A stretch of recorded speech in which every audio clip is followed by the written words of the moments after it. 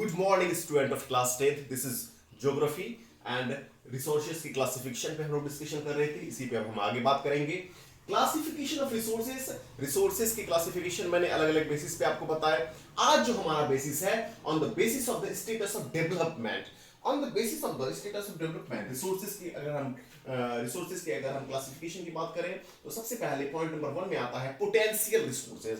Potential का मतलब हो गया कि हम कितनी क्षमता है किसी भी देश के पास, किसी के पास भी। Potential resources which are found in a region but have not been utilised. किसी पार्टिकुलर रीजन में पाया जा रहा है, पूरी मात्रा में है, मगर उसे उस हिसाब से ही यूज नहीं किया गया है। एग्जाम्पल की अगर हम बात करें इस तरह के रिसोर्सेज का, तो Rajasthan and Gujarat have enormous potential for the development of the wind and solar energy. जैसे राजस्थान और गुजरात एक ऐसे राज्य हैं जहां पे सोलर एनर्जी और विंड एनर्जी इसकी जबरदस्त पॉसिबिलिटीज है, लेकिन हमारी गवर्नमेंट ने अभी उस पर बहुत ही ज्यादा काम करना शुरू नहीं किया। लेकिन हमें यह पता है कि हमारा पोटेंशियल है, ये हमारी क्षमता है। Number 2, developed resources. Resources which are surveyed and their quality and quantity have been determined for utilization.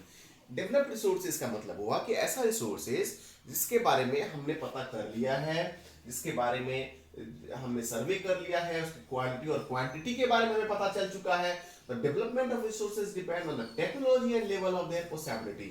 लेकिन इस रिसोर्सेज का यूज किस पे डिपेंड करेगा? इस रिसोर्सेज का यूज डिपेंड करेगा कि हम किस तरह की तकनीक, किस तरह की टेक्नोलॉजी का इस्तेमाल करके इसका यूज कर सकते हैं। Point number 3, stock.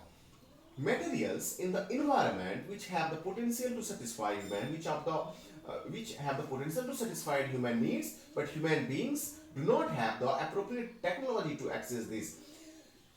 ऐसे रिसोर्सेज जो हमारे एनवायरनमेंट में मौजूद तो हैं, लेकिन हमारे पास उतनी एडवांस टेक्नोलॉजी नहीं है कि हम उस रिसोर्सेज का यूज कर सकें। जैसे पानी यानी कि H2O, वाटर, ठीक है। तो हम जानते हैं कि हाइड्रोजन का यूज करके हम पावर को जनरेट करने में हमें काफी सफलता मिल सकती है, मगर पानी से हाइड्रोजन को अलग करना उतना आसान नहीं है। Then, but we don't know have advanced technical know how to use the hydrogen for other purpose.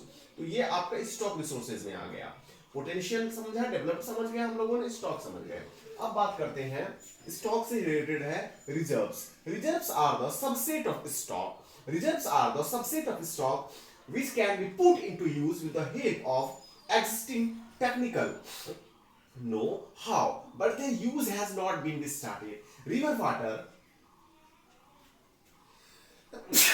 sorry, river water can be used for generating hydroelectric power, but presently it is being utilized only to be limited extent. Thus the water in the dams, forests, etc. is a reserve which can be used in the future. जैसे river water से हम बहुत बड़े पैमाने पर hydro electricity पैदा करके बिजली पैदा कर सकते हैं। इन स्टिल इन इंडिया बहुत सारे बिजली घर ऐसे हैं जो कि थर्मल यानी कि कोयले पे डिपेंड हैं, लेकिन हम ये जान रहे हैं कि हमारा रिवर, हमारा नदी का जो सोर्सेज जो है ये हमारे भविष्य में काम देने वाला है। तो बच्चों, मैंने रिसोर्सेज के सारे क्लासिफिकेशंस आपको क्लियर कर दिए, ठीक है। आप इसको नोट वाइज करते जाओगे। मैं जो चीजें आप लोगों को बता रहा हूं, आप बस इसे उतारो, समझो, और मेरे लेक्चर्स को, मेरे वीडियोस को बार बार आप देख के समझ के क्लियर कर लो। कहीं कुछ नहीं छूटने वाला है, ना एक्सटर्नल क्वेश्चंस ना internal questions. Human beings use resources indiscriminately and this leads to the following major problems. मानव इस हिसाब से रिसोर्सेज को मिसयूज कर रहा है कि वो कई सारे प्रॉब्लम्स को क्रिएट करेगा।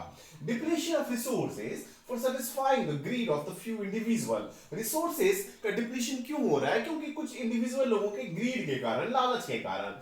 Accumulation of resources in few hands.